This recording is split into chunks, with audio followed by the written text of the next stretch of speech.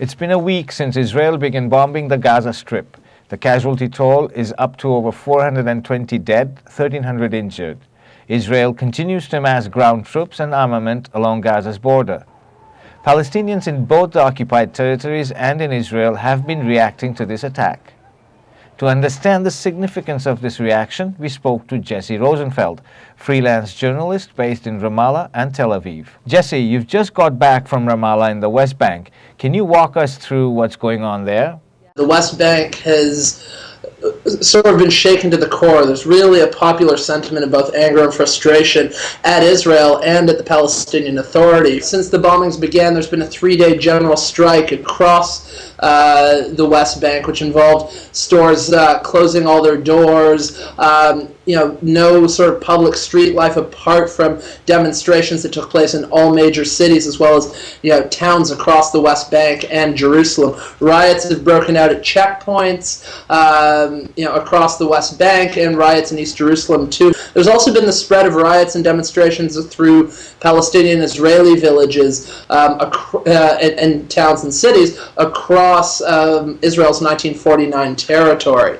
Does this mean Hamas's popularity in the West Bank is on the rise? There is certain potential for that. The PA has definitely been very worried about it. At solidarity demonstrations across the West Bank that took place on Sunday, the PA actually cracked down on the demonstrations. For example, in Ramallah, there was a mass demonstration of thousands of people that started to march. And when some Hamas flags appeared in the demonstration, the PA was feeling incredibly threatened by it. In Hebron, a Palestinian that was demonstrating was shot by the PA. In Bethlehem, when Palestinians marched from the Dheisheh refugee camp, there were refugees from Dheisheh through Bethlehem. They were actually blocked by Palestinian Authority forces before they could actually get to where the Israeli army was stationed at the checkpoint. And as a result, they actually received the barrage of stones that were being reserved for the army. It's kind of a humorous image of chucking stones backwards and forwards, but it really demonstrates the sort of torn identity that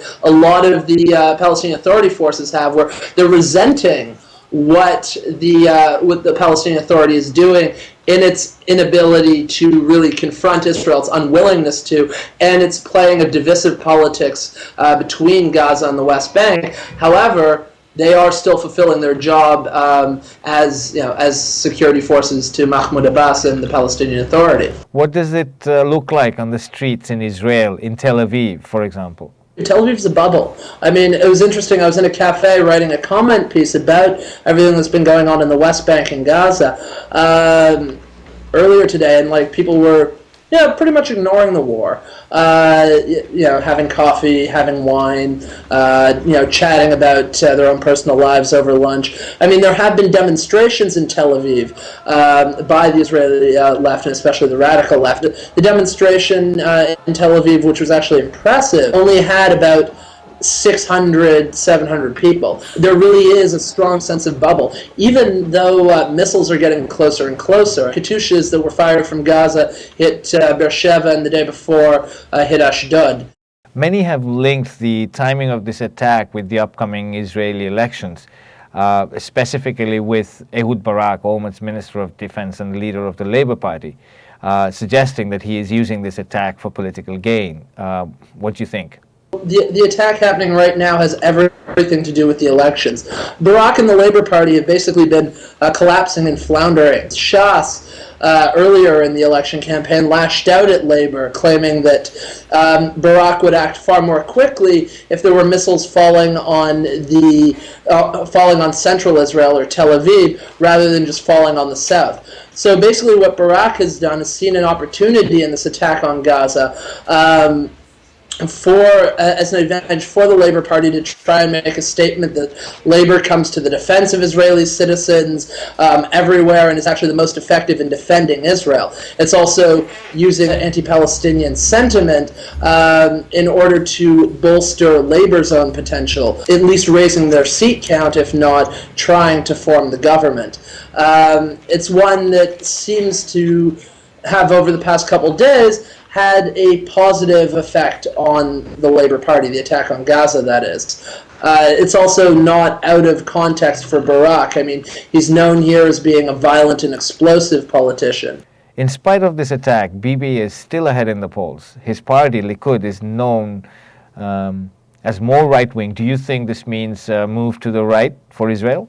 Based on the kind of slate that he's got, or his list of candidates, despite the fact that he's tried to marginalize the most right-wing and the most nationalist, he will have a very right-wing government. And so what you'll see is a far more aggressive and unapologetic Israeli policy that won't use the nuanced strategy of, well, expanding occupation using the language of peace. That we can also see in the rhetoric of the elections in terms of developing a highly militaristic and highly anti-Palestinian sentiment. Noor Odeh of Al Jazeera reported on Sunday that, and I quote, during an Israeli election year, a hardline position towards Palestinians has always won more seats, making the timing particularly risky for Hamas, unquote. So what about Hamas? Did they not foresee Israel's actions? Hamas was trying to get a better deal in a ceasefire negotiation. Their main reason for ending it was because Israel didn't end its siege of Gaza. That was the main conditions for Hamas entering the ceasefire. They've clearly stated in their own PR and media that if Israel invades with ground troops, they'll turn this into another Lebanon war.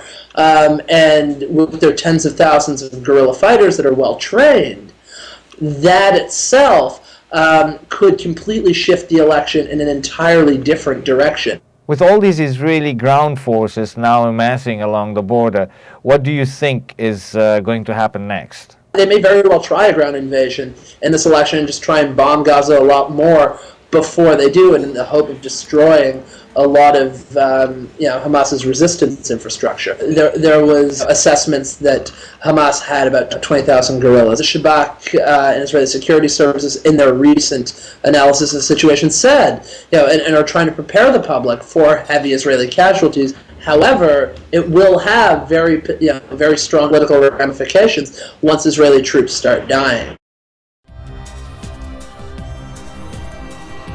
This is the sort of thing we can build right now without anyone else's permission from the government or from the business community. It's the powers in our hands. If we're not going to sleepwalk into more wars and into environmental disaster, we think we need to start with a television news network that won't bow to pressure and has the courage to seek facts. And that means independent economics. And that's why we need you.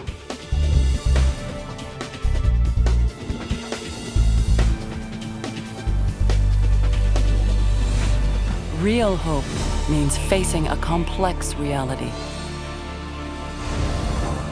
Your tax-deductible donation makes it possible. Please contribute. Visit therealnews.com.